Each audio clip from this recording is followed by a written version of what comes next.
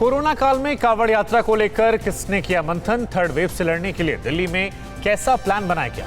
और क्या electronic device corona virus का काल बन जाएगा? महामारी से जुड़ी तमाम बड़ी खबरें हम आपको दिखाते हैं टॉप 9 वायरस से जुड़ी। केंद्रीय स्वास्थ्य मंत्रालय के मुताबिक देश में 86 जिले ऐसे हैं जहां हर रोज 100 केस सामने आ रहे हैं। वहीं देश के 53% कोरोना मरीज महाराष्ट्र और केरल से मिल रहे हैं। हेल्थ मिनिस्ट्री सचिव लव अग्रवाल ने कहा, अगर कोताही बरती गई तो केस फिर से बढ़ने का खतरा है।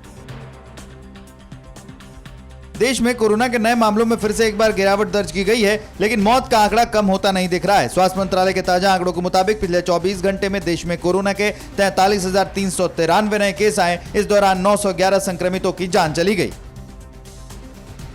कोविड पर समीक्षा बैठक कर उत्तराखंड के सीएम पुष्कर सिंह धामी ने अधिकारियों को तीसरी लहर से बचने की तैयारी जल्द पुख्ता करने के निर्देश दिए हैं। कांवड़ यात्रा को यूपी में हरी झंडी मिलने पर उन्होंने कहा है कि ये किसी एक राज्य का मुद्दा नहीं है, इस पर सभी राज्यों से बात की जाएगी।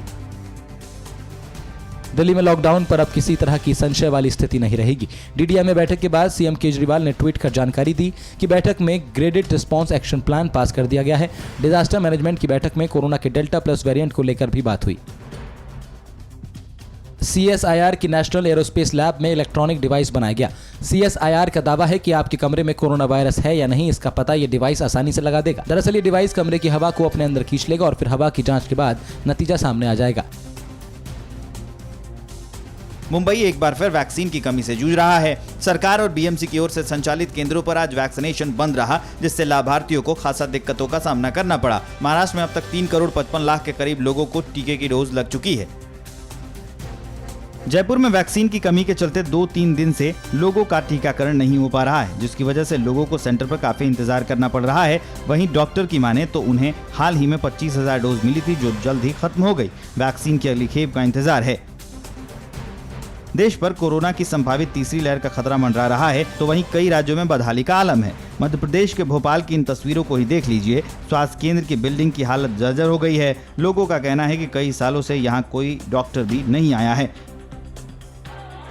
तीसरी लहर की आशंका के बीच ओडिशा के गंजम से आई तस्वीरें टेंशन बढ़ाने वाली है। वैक्सीनेशन के दौरान ग्रामीण इलाकों में सोशल डिस्टेंसिंग मजाक बनकर रह गया है। बढ़ती भीड़ को देखते हुए ब्लॉक में 2 से 3 और टीका केंद्र शुरू करने की सिफारिश की गई है।